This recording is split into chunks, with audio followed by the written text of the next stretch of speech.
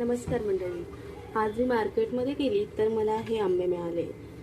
आता हे आंबे तुम्ही ओळखलेच असतील, सगळीकडे मिळतात. कितीही हापूस आंबे खा, कर्नाटकी आंबा खा, देवगडचा खा, रत्नागिरीचा खा किंवा इथला कुठला खा, पण हे आंबे खाल्ल्याशिवाय आंबे खाण्याची पूर्ण हौस होत नाही. तर ह्यांना आमच्याकडे बिटक्या म्हणतात. तुमच्याकडे काय म्हणतात नक्कीच कमेंट करून सांगा. तर मला ह्या बिटक्या मिळाल्या.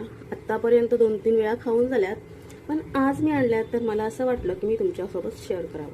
ह्या थोड्याशा चिकट असतात, थोडासा चिकटपणा आहे. हा जो चीक आहे हा त्यांना लागलेला असतो. तर खाण्यापूर्वी ह्या धुवून घ्यायच्या. जेवढ्या तुम्हाला खायच्या आहेत तेवढ्याच तुम्ही धुवायच्या. तर मला इथे 3-4 धुवायच्या आहेत, तर मी 3-4 चांगल्या येलोइश कलर आलेल्या पाण्यामध्ये घालते. ह्या मी 10 मिनिटं अशाच ठेवणार आहे, म्हणजे ह्याच्यावरचा जो काही चीक असेल तो निघून जाईल.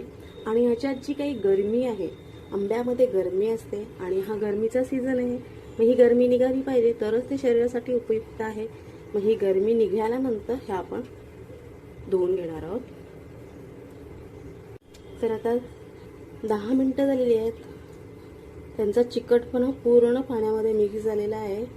आता ह्या अशा स्वच्छ धुवून घ्यायच्या आणि इथे अशा हे जे टोक असतं त्याच्यातून ही जी लस असते ही काढायची. ही लस कशी काढायची ते तुम्हाला दाखवते. आणि ती लस काढली ना की मग ती आपल्या खाताना तोंडाला जाणवत नाही. तर आता ही एवढी लस मी काढलेली आहे. पुन्हा आंबा हा पाण्यात धुवायचा आणि हा आंबा खाण्यासाठी तयार झालाय. आता खाताना तो कसा खायचा, तर हे आंबे कापून नाही खात बरं का, तर हे आंबे चोखून खातात. तर तुम्हाला आवडतात का हे बिटके आंबे? तर एक हा तुम्हाला मी फोडून दाखवला आहे, तुम्ही बघू शकता किती रस्सा आहे तो. तर असा हा बिटकी आंबा नक्कीच बाजारातून आणा आणि एन्जॉय करा.